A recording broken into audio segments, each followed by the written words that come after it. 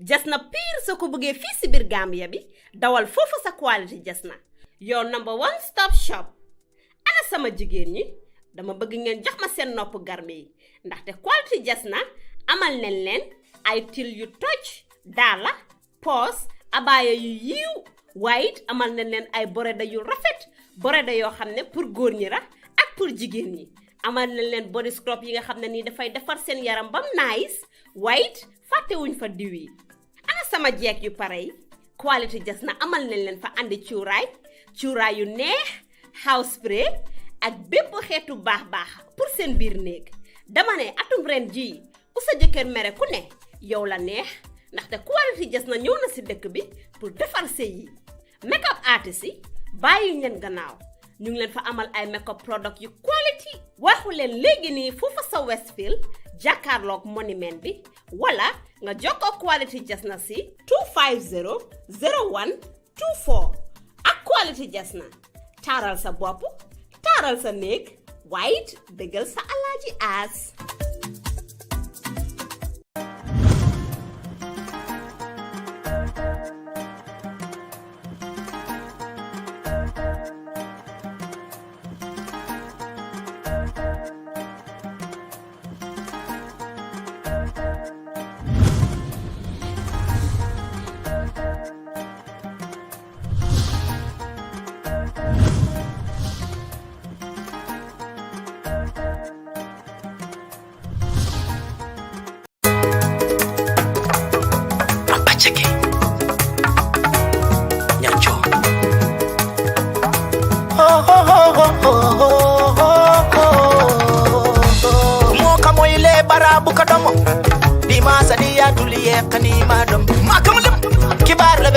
Barabu kadomo baba lima kataile tulolo inna baba wasinti state ngoluko ikomo ngoluko ikomo wasinti state ngoluko ikomo ngoluko ikomo sa apply no kan ya tare man tara do kola ikomo ibe do kola way man tara do kola working family task credit ko empele mesilo kan katani ning sane nga moy sane ya moy fanay wuli ya tani ning sibe sito wuli efisiati ko nibe wasentim bankoka kairo nata e konko baylo sino babule tani ning February 1st la bela tilana mu buto wasentim bankoka na modi la siyade ganno barni nyul manka fali malonko nyurbe ma ko rolela fali malonko nyurbe ma rolela fali malon nyulbe ma ko rolela fali malonko nyulbe ma rolela Washington State yekibaro le natalma oh be jambaro lela Washington State yekibaro le natalma be jambaro lela kodo kuladu na jambaro du malambalu ibato lela kodo kuladu na jambaro du malambalu ibato lela Washington West Africa sentankoli kolaboy ikona a blessing never working families that's craving sanyini ikona a blessing muna simbi never working families that's craving sanyini manke don toro tiborola so ya tanyini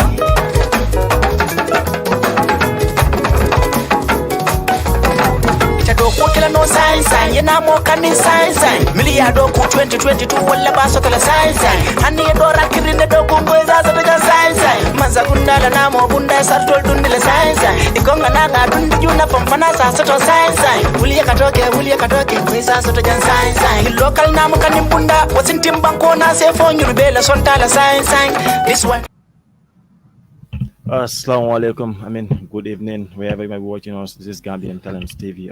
Wednesday sports review. And of course, like I told you last week, every Wednesday, this show will come in to actually give an insight about Gambian football and, of course, some local football and very, very few international footballs as well. As we all know right now, the tournaments are underway in the country. And then today, we all knew what happened and what's currently trending in the continent is the AFCON qualifiers, and today the Gambia played against Comoros, where they actually drew 1-1. Courtesy of our talisman, Musa Lakabaro. And with me is my colleague Yahya Sedi, who is actually here with me. And then today we could not have our other guy, Ramon Isaac Diouf, who is currently at the Serekunda East Mini Stadium to, of course, witness the Navetans currently going on there. I guess today is supposed to be, Bubakar Kurubali, a sport enthusiast. Of course, the PRO of the Serekunda is, sports development as well. Shortly, he might join us before the end of this, session. But meanwhile, let me allow Yahya Seri to actually introduce himself before we delve into the topic. Yeah. Okay, thank you, wonderful viewers. Keep tuning into Gambian Talents TV Sport Review that comes your way every Wednesday. So this sport, like Modu rightly said, this sport will focus on Gambian sport, mainly on Gambian sport. Maybe even if we will be bringing international stories, it will be just few.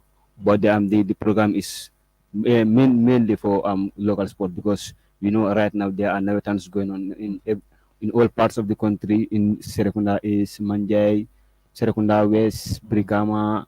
You can name that, and the list goes on. So exactly. Olam tonya timba den jiberal men ka mo la na kam fulalu ka fale ko dron bin arabalung Wednesday sports review wal na ka bala bo nyu dan kamin ka ca araba nin talan nan ci kata fo talan lulu kam bari bi in letal dama ni juto Gambia la game ni bawo be akalam dako Gambia play kan Afcon qualifiers ni tole mi yanan ka fo ko enin Comoros le pera bi Morocco banko nyin kan game ni na la bang Gambia killing Comoros killing atol min be jiberol fanan number of pendings killing ni na la takala kunna miro nyin sia as per the game alti o nombal nyin kumandi alyalla akunna miro nyin sia Gambia la game bi ala ya nyaadi la anding munne mona nyanda ka je ko na next game mi yanan ka fo ko nyanda ka play against Tunisia mais mon ferol le kala fana kaje ko ngol game ni win jande be dunna ko na baka dron c'est update sol local update sol dial mi yan ka fa ko le den nawetanu fanna Gambia banko ni kanjang bawo na hakilo bakan am yan ka fa ko foni councilor district football committee 2024 2025 nawetan sisno ketala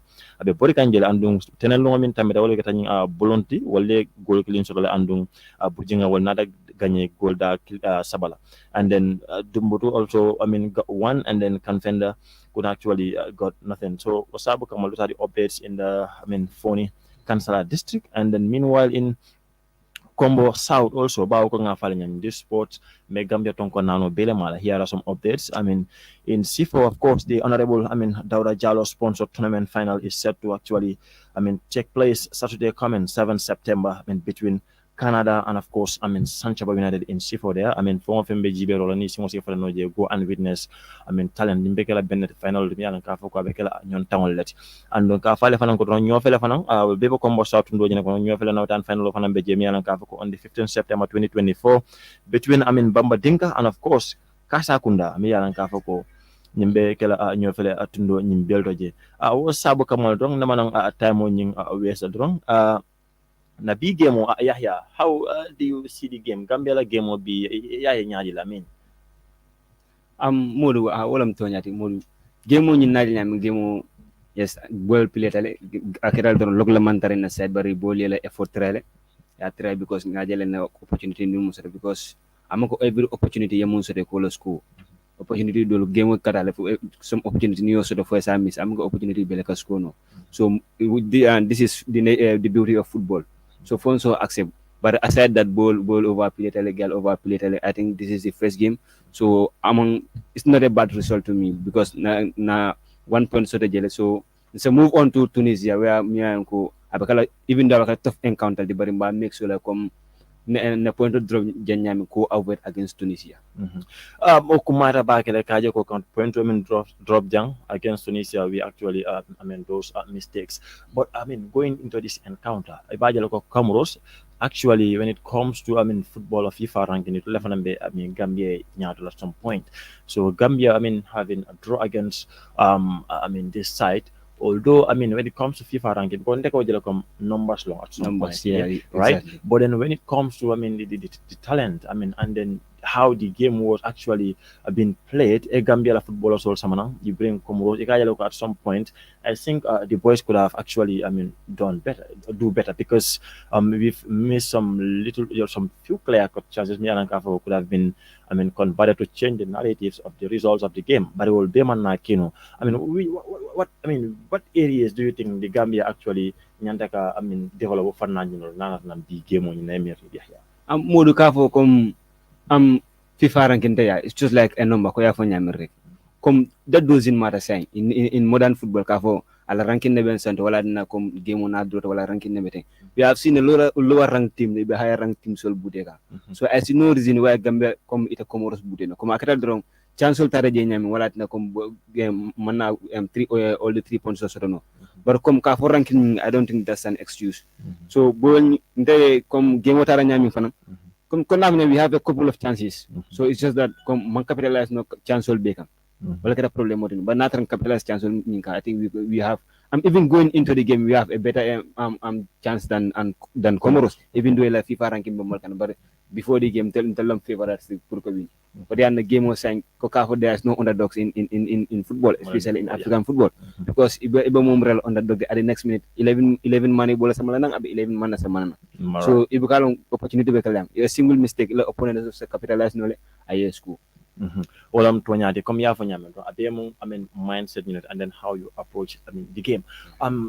It's not about results actually. I think we can settle for this, even though we hope combining 3 points will be trial, but then when we see at points which is actually fair enough, when it comes to football. But how the game was actually approached by our coach, Jonathan McKinstry. I think there are signs that the Gambia will actually get positive results in the long run. Because the tactical strategy actually used was to actually send these players or new players will video tala nim players will malte makaje ko let them read the game more and actually if all develop more when me ben yalon ka fako la weekend area thing ay la sembot I think wo pusifal dem ko kenu ndama remember ko kenu time so if we have things like that in Jonathan's era I think there is a lot of positivity in his coaching style and when it comes to the issue of Minte, he's one of our good players. We can say we wouldn't say best, but he's one of our good players. He's a very, very good footballer for that matter. But Imane Minte, aka press out at some point. How could you describe his like a footballing ambition? It's true that when you were playing, but then at some point, you can do not mean like Kunkang Nasiata. Performance how could you? What do you have to say about that? Okay, come maintaining any aim kata feel ko I'm playing for the flag. So by hook or by crook, so flag on your phone sa nyato.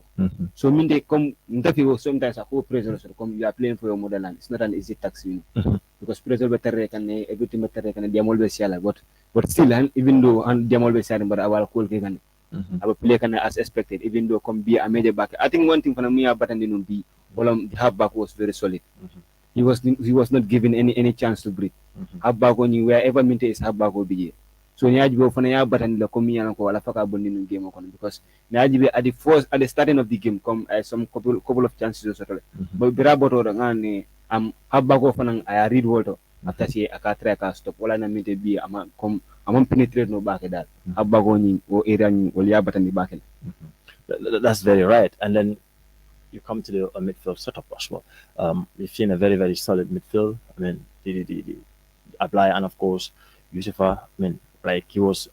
So excuse me, Ibu Adams, right? Ibu Adams was there, and then he was actually doing the fight, and then having Ablai also kind of balance, and then Laka was floating up front there. But in the Bajalo second half, when they made some substitutions, when Fadera came in, and then of course there was some lot of positivities as well, because even though most people think of Gambia, when you play like probably in the left wing or whatever or in the wing, he performs way more than when you play him in the middle, like up front as an attacking footballer. Or how could you actually rate that? Okay, Modu come midfield area because what time last afcon la Gambia previous game so molka fala comme kojo ko defensive formation on samana. So I guess ñu kojo fana I let you know learn from there. So niaji wala midfield a compact midfield ñi Ibu Adam samana Musa Baro is an attacking midfield. Abdullah Fana Samana, Abdullah Fana attack le. So niaji be comme formation ni ay Musa is an attacking formation. So comme na fanya comme chancellor man soto rek. Comme chancellor man soto but comme formation ni is an attacking formation. Yeah, comme Ibu Lebo Lola, Abdullah ni Musa yele. So Musaka some ball sambale. Ni yang Abla is also good with the ball. But bring changes ke at the second half for injury like that one for me like that. But after that changes, ngajel some impact sort of game on you kono. Ali fadre impact sort of because ni ajiba another a couple of chances sambale apane a fight hard the pro team on you. Wow, exactly. Fatal Timoni. I think what we have seen from today's performance, I mean, there is hope. I mean, this team will actually, go far. Yeah. Well, that's my prediction. Anyways, many things can happen in football, right? But when the issue of Ibrahim coming at that time of the game, game will be fundamental at that time. I mean, the tense and the compose of the game. I don't think another time Nadal is ideal because he is that type. He's a very good footballer, but he's very slow at some point. And then Bologna been knocking at that point in time. Ibrahim before he clicks. I mean, there were some little gaps. So I don't know actually what actually triggered him sitting from the bench, but probably maybe what actually happened prior to the game, because a lot of drama happened when he was called at the last minute. He withdrew as a result of proclaimed an alleged injury, which he claimed to have sustained, and then he, after the following day, he went and played for his club. When people saw that, come on, it arose mixed feelings amongst Gambian fans. People were wondering as to what was going on. But then after, so far so good. He got back. Jonathan did some inquiries and they talked with his party, and then he was able to come and represent, his country. But don't you think, those type of dramas should actually be out of our beautiful football? If you actually wanted to play for the Gambia, Gambia should be your number one priority. That is very important. Yeah, Wofana is very important. Come Gambia priority is important, but come these are personal issues. So buka by football and in the highest level of football, you have some misunderstanding always. Sometimes I can sort of jail. Misunderstanding ka sort of whatever I know. Come always here in the for misunderstanding sort of. But the problem is misunderstanding. Alba solve la nyote manyade, especially as a team. Camping like come you have few days before your game, prior to your game. You can misunderstanding si person. So I think kujo yala doko kele ay step wota le comme ko problem mu solve amicably. So come be najele for Ibrahima Nata athlete national team ko I think that's very important. That's very important. Muy important wala ko Ibrahima na alatendu la say Ibrahima Nata la sang aba pile kan Gambia. Yeah, alatendu Ibrahima binaka pile kan, but just to put this message across ngamera Gambia saying kay alhamdulillah we are days are gone when you call for players ibukala fikana just you have only few options, but be the coach find it very difficult for a player from players from we have a lot of Gambian players out there. They are doing good.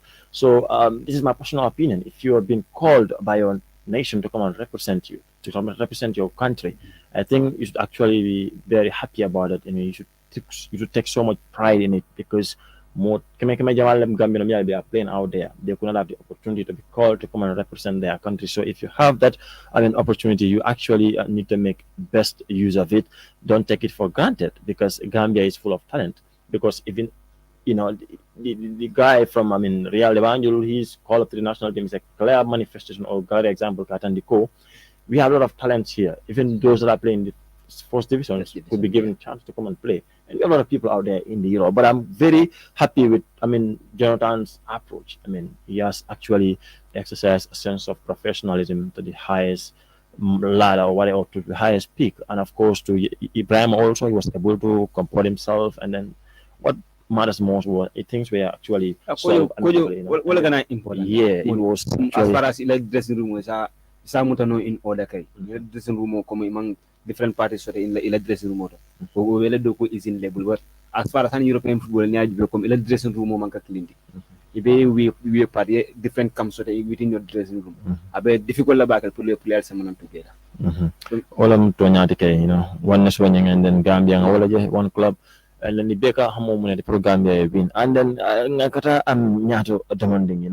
I think this Comoros side, I think they're very good with the ball, and of course they also missed some chances. But then the issue of CB's performance today, how could you rate him? That goal from that free kick, I did not see that coming though. I don't know about you. Malete or Golo Nyale because there's some that Muntema expect Cabinala because I mean Wolo look and diamond from Catonian Nada water. But then it's crazy sometimes. You know, I don't know what excuse would he give us as to how could that ball get into the back of the net. I mean you Golo Nyan, the free kick to me is very cheap. I mean Modu free kick golom come ama easy dal. And I found surprised at honestly I'm surprised because I wasn't expecting such because I will load the hoka pare. But I found goal in for bit left mood. Because after the camera no bolo kata dami from bolo manata water.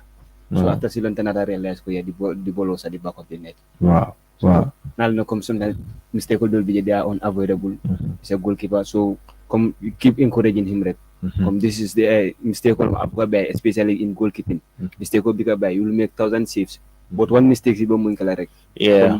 But understand if I'm not they are bound to make mistakes. Most definitely. Mistake amanje ka wuri kan wala ka fenker wala ka discouraging di.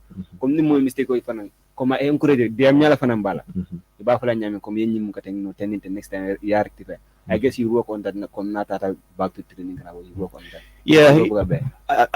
He's a good goalie though. I mean, he actually made some good saves there because but then that's the nature of that position. I mean, being a goalkeeper is not easy, you know. But then I think I mean the results actually is fair, you know, probably not to Gambia but to Comoros, because going to this encounter, most Gambians were expecting, I mean, victory, but then it is what it is, and it is the beautiful game of the football. So it's crazy sometimes, you know, you see things that you actually don't in fact expect. So that's why, you know, the game is actually unpredictable, you know. But then, I mean, Laka Musa, he never disappoints. He's that guy. Whenever his team came calling, he will deliver to the max. And then this time around, he salvaged just a little bit at least. I mean, when we were actually in serious hibernation, he came, took that free kick, and then bang it in. You know, it's a brilliant goal. I believe. I think we have that clip, and then we take a look at that before we actually talk about our discussions. And then Bagari, can you actually bring us that goal? Let us see. The captain responding in kind. It was some delicious whip on that. You could. The very last set piece. How Gambia wish they could get something from it. Oh, it's another stunning free kick.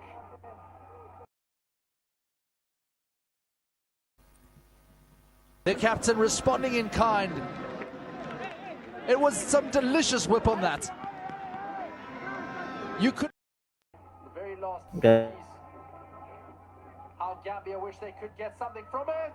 Oh, it's another stunning free kick.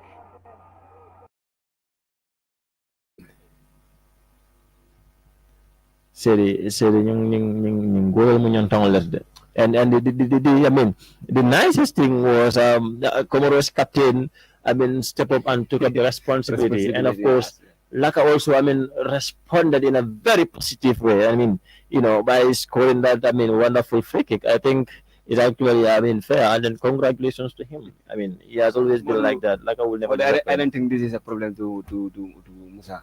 Everyone knows Musa. You know that set pieces is not his problem, because even in previous games we have seen, way back to recall your man back against Mali, he hit a very wonderful free kick on that particular game. Then he hit the crossbar, then Ablai Jallo also hit the crossbar on the same game. So I think Musa, even prior to the before coming to the national team, at how do you call it, with his team Al Tawun, Musa scored a very brilliant goal outside the 18-yard. I think shooting is not his problem. Yeah, he has target. He had tired. He got the muscles on the legs. I think when it comes to, I mean, set pieces, we don't have problems with that. Musa is good. Jallo is also good. So, I mean, when they play against teams, let them just provoke them in the, I mean, edge of the box. I think Musa can actually, I mean, break the deadlock or Jallo, because both of them are, you know, and I think the attacking force also is a good one. They can unlock any defense they play against, you know. So right now I don't think, I mean, and then the group we are in, I guess we must make it, because I'm not seeing Gambia, I mean, without making it to that. Because compare, I mean, of course, Tunis, they had a very good record, but then we last defeated Tunis the other time. We upset them, even though we were going to that income, I mean, that tie as the underdogs. But then, we keep preparing because we defeated Tunisia, but Tunisia also will be going back to the drawing board and amend those mistakes. To amend those mistakes, very good. Come back stronger for the Gambia. And we hope, and we are waiting for their tomorrow game. That is, they will be playing against Madagascar. Yeah. They will play against Madagascar, so they will also play in their first game tomorrow. So we wait and see how the result unfold there and see. Well, we hope and pray that they either draw or win. I guess a draw will be better for them. At least for all of us, we want equal points and and start back fresh. Yeah, that's very important. And then those of you that are watching, if you actually wanted to participate in this program, the number is already pinned there on the screen. Yet you can call on 794-9214. 794-9214. And left ke dabura kacha nyong konon trong. Isin yung number ko man miliyan ka fa ko wala mo 7940 and then 9214. Kabe Gambia dia ko wala kacha ka bi like game on yung ineng Comoros alaman ta nyame. Ni mo mo kun na miro so isin yung number yung kumandi, and then of course era kun na miro sia ba wate mera ning Tunisia nyanda ka play ni ala kitidala, so du manjam fa ko teke fon inshallah rabbi. That is on Sunday. Exactly, on the 8th September. So manjam fa ko teke, so almuna la kun na miroti, and albe muna franso lalu min dila boys at some point, I think daga ya katale football among easy among sonera, so nda buka katadam fula buka kaja fi baki, because how it feels. I mean from them they feel kono aka aniola sacrifice. Yeah, understand exactly. Ibe bara modul tala nin ku ko tama bare haneka bi ko for real on pour que la banko nyin ka kan wajam fandi at least ibe la banko nyin represent kan mu kulti mi yalan ka fako mu nyonta ya balt, so ke gena ke gena encourage them, yela kata cool gena la fadron, bawo ko mbe wanyama kay kata ku la fala ma, because Gambia iba track, and I mean like this is the second time. I mean, like Gambia qualified to the AFCON for the second time. I think now we are also yearning for the third time, because qualifying should be an issue to the Gambia. So qualifying should be something is of paramount. Is a must. Already. So what do you think? I mean, because Jamal Gambia Gambia I think we need to get away with those nonsense. At least move on, because we have the caliber of footballers in the team that can actually play even in the World Cup. So I see no reasons as to why we will struggle to qualify for the Africa Cup of Nations. You want to mira? Yeah, player you play in the highest level of football, win trophies, make name for yourself, make name for your country, and so on. So ngamere kom ikemum fo is route on fana muto nyati kom sen nyende kata kom bari nan tata back to back, so sen embe kala munti embe kala fulaki want to qualify. I understand. So nim qualify da fana another aim wala munti, we are going for the trophy. So number one follow important, before you go for trophy ya ngamere qualify first. You qualify because it about imam qualify for the embe trophy nyikam. So it mean come somehow fana come abe distract no le. Man fa understand mo fana foka. Come say me make sure follow, we have two agendas right now. To qualify for the African Cup of Nations, in this qualifiers more. The African qualifiers. To qualify, in qualifier, the next agenda is we going all out for the trophy. So Hanima make not to the trophy, but for at least in a semi-final center or final. Or more because every team, every bank we are wala kala inti. All right. Mina ni stop group stage, next year mina la purgata ni group stage kata another level. So ni ala ke mo futano final iji drop to dawla, so e ka do ala ne kom, let me pick it up from there and move on. Okay. Well, atonyati ka do ala gonna move, I mean bawo mo be ka wala do, but hani ko nga fala nyam fana ala na focus be fana tekala, I mean this Africa Cup of Nations qualifiers fana bawo we have local nawetano mliana ka ko boyka. And then we have our correspondent out there at the secondary ministerium. But bunna julol nga kumande nga nyininga as to what is actually unfolding there in the is park ba wana wetan be janna ka pick kunu update so dila mun kada manje exactly wolom 2 o'clock game 2:30 game wolom Zion DK woltata 0-0 wolma nyunu okay so mun kada other games mun play wularo wolom dahaba ning BUFA so game on BUFA nata win 1-0 so big game so wala mun play la 2 o'clock wolom Bruceby United winning Man Sanchaba wala play can be at 2 o'clock. I guess game on enter already. Okay. So the other fixture mumo Burican Center it is it's a derby come ka fanya ni game is a derby min kara Joms FCT and in Kotu. Wow. So they regard it as derby and game on is a real derby. Wow. Game on come dala and then because it's between Joms and Kotu. Okay, game so from Master Bad. Yeah. Wow. I mean, yeah. Thank you so much for those wonderful updates. Now let's go straight to Serekunda East Mini Stadium where we have Redmond Ishak Juf, who is currently there covering the game. He will give us updates as to what is currently unfolding there in Serekunda East Mini Stadium. Navetan is one of the nicest leagues I follow in this country. I'm not bothered with the second divisions that much, but then let's see what's happened. And then they will tell you, second division, these are levels though. Well, I can't agree more, it's true, but then in Navetan, that's where you scout grassroots footballers and all that. So let's wait and see. And we have a caller. Let's see what will he actually add under this conversation. We almost lost him, but then hopefully he will call back. Like I said, in program on laptop ko man doga drum mo manyimbe pinde njera al sek man dogal yalla kunna miro nying lafa dal inshallah rabbi. And then Ramon, we're trying probably maybe because some signal difficulties out there at the east. But yeah, hopefully this time he picks.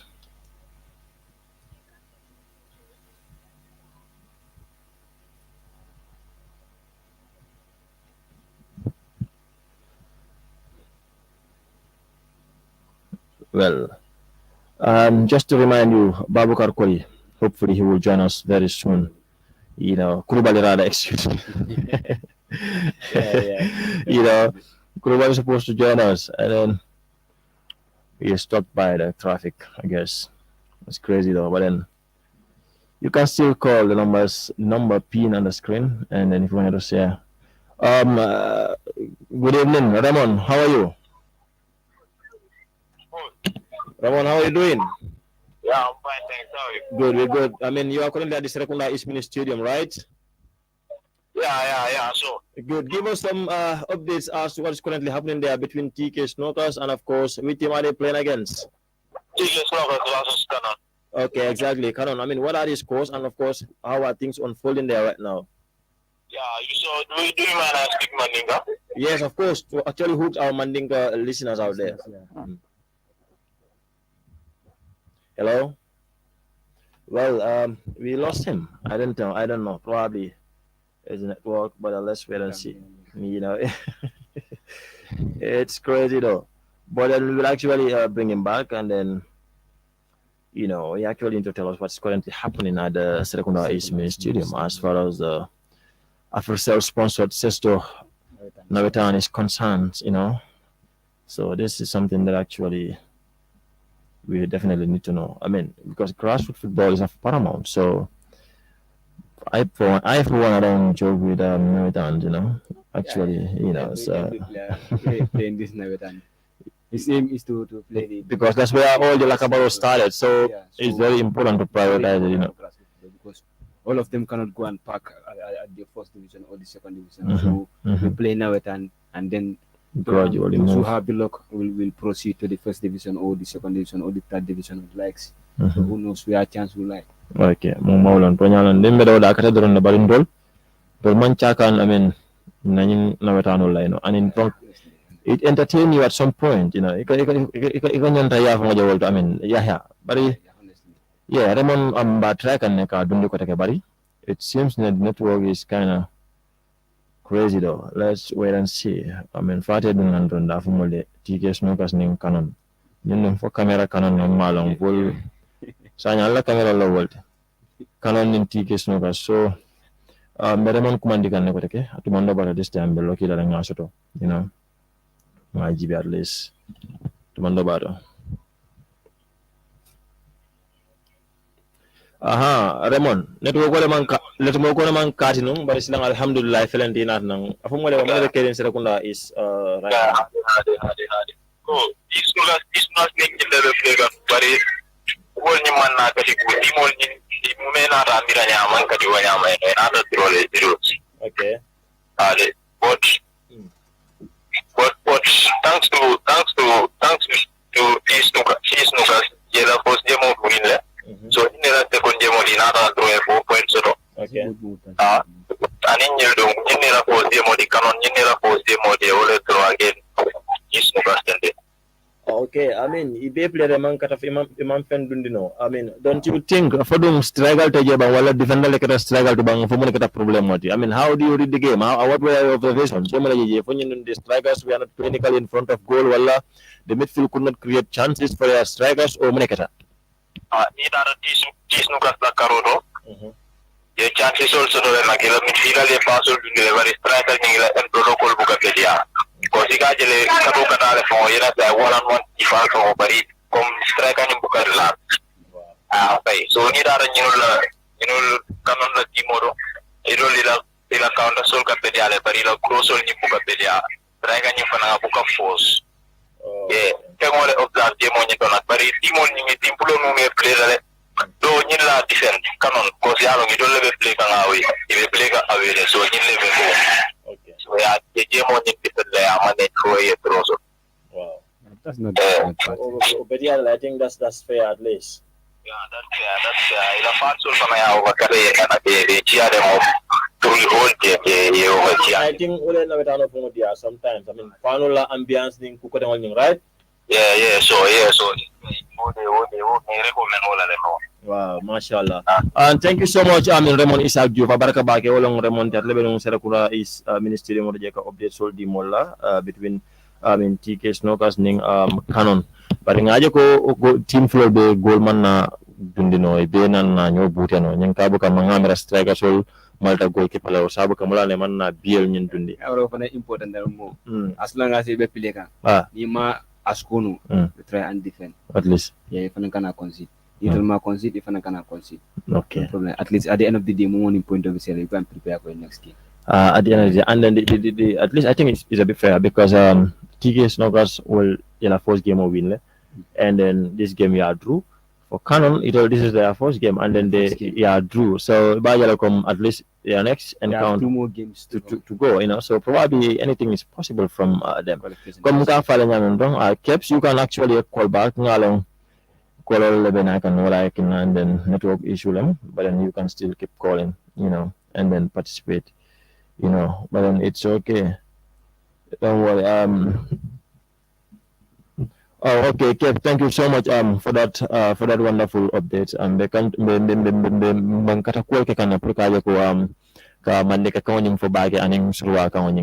But then it's rather unfortunate sometimes that Yamona Uro Kasiala, but in telephone Kalaka Mandeka Koda Mafan for 100% on Surwa Koning. Inga manja confana me wala jola confana me confana fola ani angalo kam domande because abemo exactly abemo Gambian quote that basically. So thank you for that wonderful feedback. You can still call if you want to participate in the program at least. Hello feedback when kumada baba galamo. Thank you so much Caps. Yeah, no, appreciate back. Yeah. In not wasting more time, I think we almost to the portal of the program. Yeah, exactly. So, we of course Gambia fixture so me and Kafaku evolve sort of in this AFCON qualifiers. Di molla janembe kuma kilim fulafole sabafodong and then now kuntu water for award do bao kute jemente bana kodi. Okay, exactly. Gambia will be playing against Comoros, Tunisia, 8 September, right? Moving in this window or what, right? Final game. Exactly. So, and then we move to where? October, right? October we have 15 October against Madagascar, right? And then we have Madagascar on the 15th, and of course on the 8th October we're playing against them again, right? Yeah, home and away. That's home and away. Exactly, good. And 11 November we play against Comoros again, and then 19th November we play against Tunisia. Exactly, that will be our final game. So, well, more Gambia fixtures. We hope and pray go. Before Tunisia next the final fixture come Adwala come Gambia.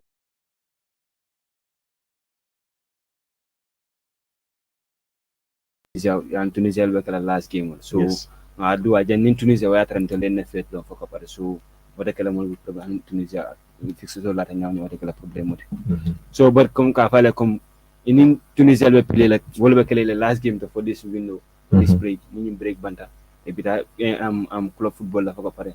For next month, October, and I wish Jenny were at a stadium operator so that we can cheer our boys at the stadium, right? Of course. Yeah. The issue of the stadium, I think because football confidence your fans also they come up. I think it's very important because near Jube Banku Jamal BJ ibe advantage la stadium or la home fan soul, you understand. But in Gambia, it's rather unfortunate still now. I mean, stadium is not fit for purpose at the FIFA level. Still, I mean, they are trying to actually meet those criteria. But then let's wait and see what the future holds for the Gambia. But Ning Gambia Fanankela home game will host at our Independence Stadium. The narratives of certain results could actually probably have changed. Honestly, because Gambian will kill more support. The fans they always want to go out there and support their boys. And we have a whole lot of fixtures coming. We have World Cup qualifiers coming.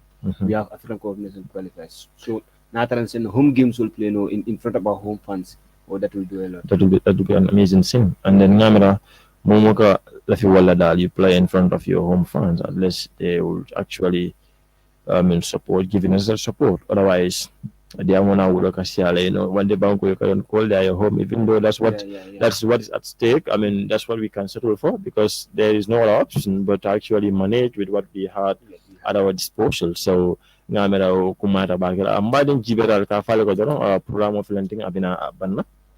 Mambabu Kargana Tumando Bada is actually traffic all our kong beetle. Gambia traffic all over the Badangalo. Next time they are sort of and of course the Kalaka football pundit Sulfan Samalan and Janenano. And then Yellow Kunami will share and we talk about football. Milan Kafako, they have so much expertise in this beautiful game. And then especially in Gambian football. Exactly. And then the continental Fananka continental local updates so the Milan Kafako Berkanya innovate on different zones so into and Kongamin Falodron Gambia Katadam for the under the background sports. Yeah, exactly. Yeah. So I'm gonna Kumala Bontijan Sarul Dila. I'm careful obviously let them keep doing our unbeatable programs. To program multiple because in so many canal every Wednesday, but come Modia for them be a catadron come Gambia came on Bell no on full Tajana, while I come Temo adjusted the money. But I said that Mafala come I said keep on watching this in unbeatable programs until you come your way. Yeah, thank you Yahya for that. I mean, Kafana Viosul on Dal Jonola, but if I tend to call Jay Almo Kende, Neatul Tenon Tonon Del Sila Janka at Yamoning football Kuala Kafala Panama Adabading let it wrong Kana Kuna Miro Lesia, Bawa Jongolum Mantima, the Mondo Badan Sekumol Fono Jantel Feco, well correct about Hata Roman correct from, but Hamadian and Joyale Bonia, but Ningo Kumo for Jamian and Kafako Fanang. I mean, kuma kendo la beta alal la nyita wala on dental kude mo alal symbol ka fala don amin you continue ka Gambian Talents TV la program kumal be jubi and of course this Wednesday sports review also ka continue ka jibi mi ka ko kala nala nan janne araba talan nani kata fo atalan bi ko mi haya fa nyam bi ko le kata wonyama don Gambia rege mo nyam bari mbe kala ka exclusive interview so fa na sambale nan and donc keep watching Gambian Talents TV until we come your way next Wednesday, inshallah. Rabbi. And thank you. Bye-bye. And have a blissful day. Comorial Mario Jatobe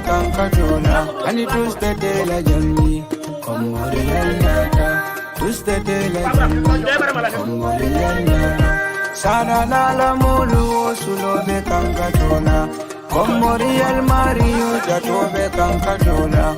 But and Benjamin, a Koranine, and answer Mamma Nonk, Kanataba Samala, Koral Pide Karokari, Sedamon Binjo, Sanji Killing Sanji Fula, Torpanandinta, Fuare Abedam, Yinim Tinano, Kununja Manata, Sama Fentina, Karakoral Pije Karuka, Sedamondinjo, Sanji Bilu Sanji.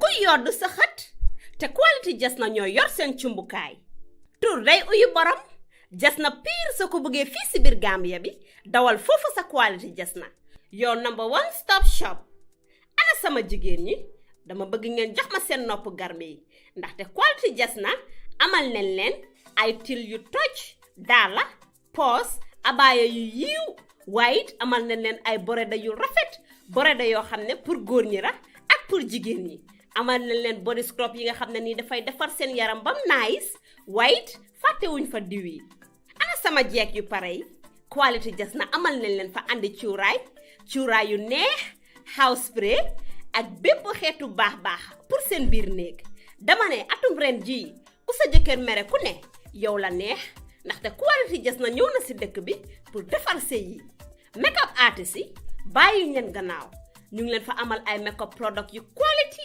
waxu leen léegi nii foofu sa Westfield jàkkaarloog monument bi wala nga jokkoo quality jas na si 250 01 24 ak quality jas na taaral sa bopp taaral sa néeg waaye it dëggal